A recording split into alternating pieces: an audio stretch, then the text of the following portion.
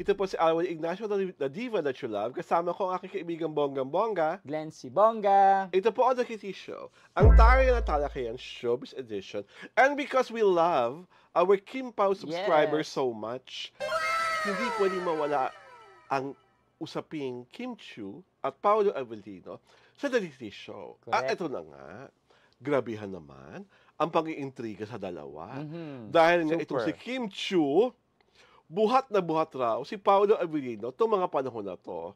At ito na nga, best in manga daw si Paolo Avellino dahil si Kim Chiu po ay sumuporta sa pelikula ni Paolo Avellino na kasalukuyan ng pinapalabas sa sinihan, yes.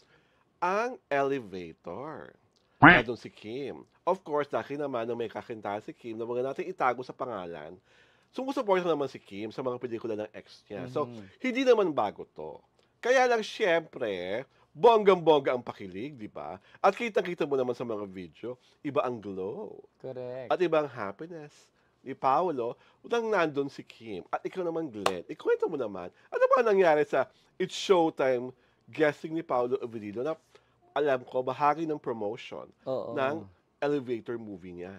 Oh, the night before kasi nung showing, yung premiere night nandun si Kim. Tapos kinabukasan, nag-guest naman si Paolo sa Showtime para Yes. of course mag-imbita sa kanyang movie na showing na nga. Nung pagpasok ni Paolo Avellino ay syempre nag-aanohan na ang mga co-host ni Kim. Talagang Tukso-tuksuan na. Oo, tukso-tuksuhan na ayan na, kinikilig na.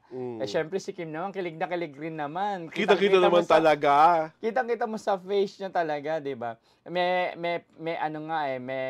gesture pa si Kim na, feeling tinutulak siya. Tinutulak niya yung sarili niya talaga, malapit papunta kay kay Pao. Paolo. Ang comment tuloy ng mga co-host niya, Kim, nafo-fall ka na. Pa-fall siya kay Oo, Paolo. pa-fall na siya. Ikaw ba sa tingin mo, nafo-fall na sila sa isa't isa? Pwede naman. Pwede na. Pwede naman. Kasi makikita Pwede mo- naman o pwede na?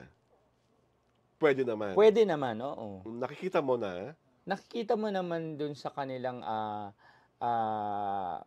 kanilang mga ngiti at saka kanilang mga nuances and gestures na ini-enjoy nila yung isa't isa. So, kung sakaling nade-develop na nga sila sa isa't isa, it's a welcome thing para sa kanilang para sa dalawa. kanilang dalawa.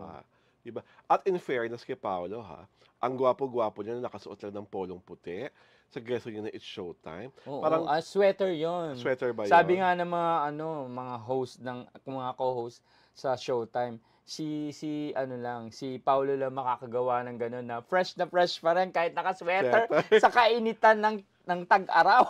Kaya dito na tayo kasi malamig naman sa studio. Oo, sabi nga ni Paolo. I'm sure in full air ko na walang nasakyan ni Paolo.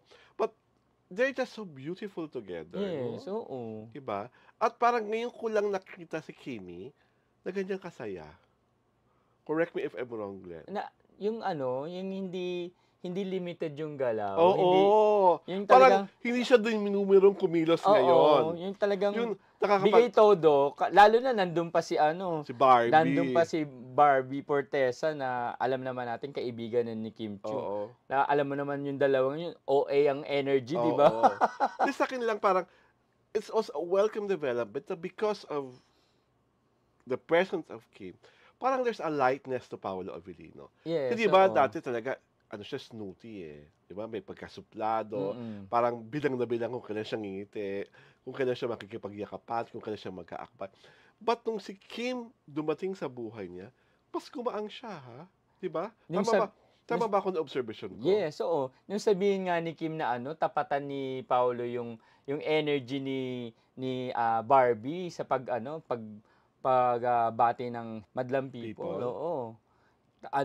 talagang Todo pigilan si Paolo Paolo. noong una medyo mababa pa yung energy, pero nung pinaulit ni Kim, aba, bumigay rin naman. Oo. Kasi nga naman, makapuyat pa ang kuya natin. Biglang Oo. aga-aga na Ano pala siya. yung What's Up, Madlang What's People up, yan. madlang people? So sa akin naman po, huwag na po nating bigyan ng intriga yung mga dramang buhat na buhat ni Kim Chu, si Paolo Avellino, because si Paolo po ay mahusay na aktor. Yes. At pangalawa, on his own, may napatunayan talaga si Paolo. Kumbaga, Paolo Avellino na siya, baka pa siya nakatambal ni Kim oo. Chu. Correct. At tandaan niyo po, si Paolo, walang permanent na ka-love team. At pwede siyang mag-stand alone Correct. as an actor. Unlike Kimi before, for the longest time, it was a lalaki na katawag natin sa pangalang X. Di ba? So, Na-ex niya na rin. na-X niya na rin. So, sa akin, hindi sila nagbubuhatan man sila, positive yung pagbubuhatan. Oo. Pagbubuhatan na nagtutulungan. Hindi dahil masikat yung isa, mas laos yung isa, kundi dahil talagang genuinely, they would like to make their team up work. And at the same time, wala naman pong masama kung sinusuportahan mo ang proyekto ng katrabaho mo. At walang laos sa kanilang dalawa. Yes! Diba? Parehong hot silang dalawa. Diba? Actually, ang binubuhat nga talagang mabigat na binubuhat ngayon ni Paolo Avellino, si Kylie Versosa. Dahil, wala po ako talagang matanda ang pelikula ni Kylie Versosa na talagang patok sa takilya. Nagkaroon naman daw siya ng Best Actress. Oo. Sa Diba? abroad. Sa abroad. Oo. Pero what I'm trying to say is, a box office hit movie. Diba? Oo, mahusay si Kylie umarte. There's no doubt about that. Pero kasi po sa Pilipinas, hindi lang po sapat yung mahusay kang umarte. Kailangan po, nararahuyo mo ang mga tao na manood sa sinihan. Napakawala nila ang kanilang 320 of 350 pesos para panoorin ka. Na maraming beses na napatunayan ni Kim Chu. Oo. Diba? At kahit si Paolo Avellino rin. Yes, Yung, if I remember it right, yung Fangirl, di ba? Umabang pa yun sa Film Fest. Pero patok na patok yung sa takilya, patok na patok pa sa mga kritik. At sa awards, humakot ng awards. At tandaan nyo, baguhan ng kasama ni Paolo Avellino doon. So si Paolo talaga ang nagbuhat ng movie. At the same time, maganda naman kasi talaga yung kwento. Correct. So let's just hope na maganda ang kwento ng Elevator para itong weekend na to, palong-palo siya sa takilya. At sana, yung mga Kim Pao supporters, panoorin nyo naman po ang Elevator ni Papa Paolo para naman, syempre, di ba, iba rin syempre yung maraming nanonood sa iyo sa telebisyon, tapos marami pa rin nanonood sa iyo sa pelikula. Kung si Kim Chu nga sinuportahan yung movie, 'di ba? So Kim Pao damay na rin. Oo, damay Kim Pao na. Fans damay Parang na rin. tulong-tulong tayo sa kaunlaran. Correct. 'Di ba?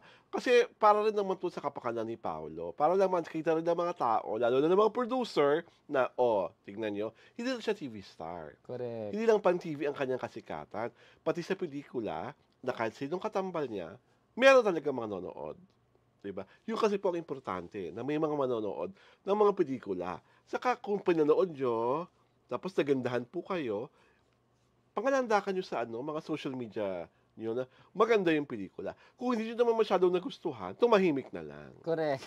Diba? Walang bashing. Walang bashing. Parang supportan nyo lang yan sa pelikulang Pilipino. Correct. Diba? Alam nyo naman po, sa kasalukuyan, mahina po talaga sa takilya ang mga pelikula natin. Film Fest, diba? Diba? After the Film Fest. So, kung ito po nandun sa kategorya na parang feeling nyo, dapat hindi na panoorin, shut up na lang. Diba? Para naman maingganyo pa ang mga tao, ang mga producer na mag-produce kasi may nanonood. Kasi nakakalungkot po na may linggo-linggo may mga bagong tayong Pinoy movies, di ba? Tapos linggo-linggo, flop ng flop ang mga movies. Di ba? Hindi po nakakatuwa yun. Ang pelikula po ay isang buong industriya na hindi lang mga artista. Kasama na kami doon mga manunulat. Correct.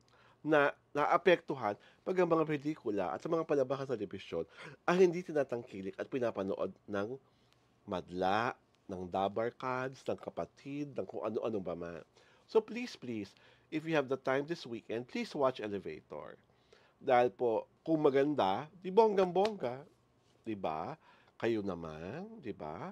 Suporta na natin si Papa P dahil deserve naman yan suportahan. At dahil dyan, iniimbitahan na po namin kayong mag-subscribe sa aming YouTube channel, Jario Tirada.